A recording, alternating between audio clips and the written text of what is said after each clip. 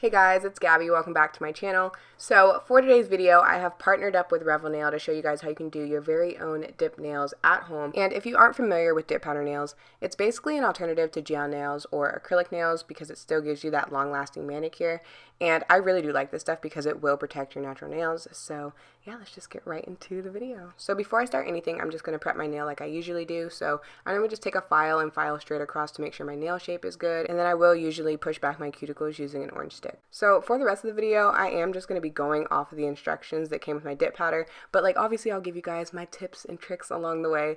So first off, you need to sanitize and wash your hands, and then you're going to need to get the shine off your nail. They said you can use a drill, a buffer, or a file. I personally like using a buffer just because it's more gentle on my natural nail, and then I'm just going to wipe away the dust using a makeup sponge. So now moving on to the actual dipping process, your first step is to apply your pro base, and you guys make sure you apply this thin because you don't want to end up with some super thick looking nail at the end. So make sure you do thin coats, and then you do want to make sure it's as even as possible. Really take your time with this and then dip it as soon as you're done because you don't want it drying too fast. And I would definitely recommend applying the base one nail at a time so you can really focus on the nail you're working on.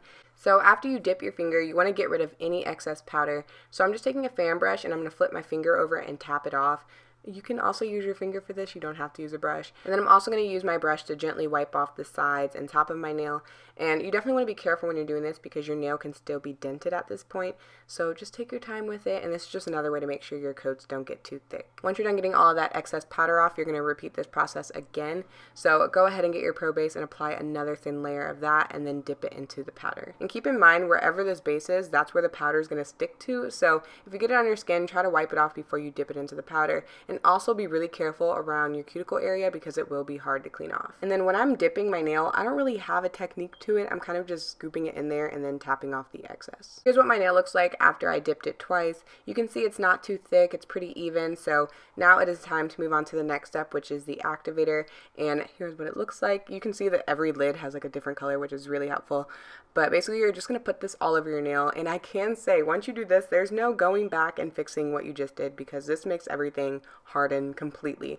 So you're going to go ahead and put that on and then let that dry for 2 minutes. So next you're going to shape your nails, and again you can use a drill or a file, but I'm just going to be using a file for this, and I'm just going to file it down a little bit, make sure everything is nice and smooth. And because I kept my coats pretty thin, I don't have to really file that much. I think I filed for like a minute, if that, and then I'm just going to take my buffer and really make sure everything is smooth. So once you're all done with that, you're going to wash your hands without using any soap and then apply your activator one more time. And this time after you apply your activator, you're going to wipe off your nail about 20 seconds later, and you can use a paper towel for this or a makeup sponge. I like using a makeup sponge just so I don't potentially get any lint or anything in my nail. And then after that, you're going to move on to your finishing gel. And I do have to say, with the pro base and the finishing gel, make sure you're wiping off the lid after you're done using it because I made the mistake of not doing that and it got stuck and it was really hard to get off. So just make sure your bottles are clean before you put the top back on.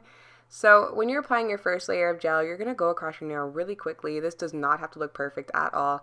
It's really with that second coat that you're really just going to take your time, make sure it looks all good and even, and then it's really going to give you that nice glossy finish. And I did wait about 15 seconds before applying that second layer of top coat. So yeah, that is it, you guys. Honestly, it may seem like a lot of steps, but it goes by so quickly and you really get the hang of it after like the first nail. I do think this is a great option, especially if you already do dip powder nails, because I know nail salons charge like $50 for that, and you can get these starter kits that come with everything you need for around $69. So you'd be getting your money's worth after like, what, 2 uses, and then it's just like really satisfying to do. So yeah, let me know what you guys think of the dip powder, and I will talk to you in my next video. Bye!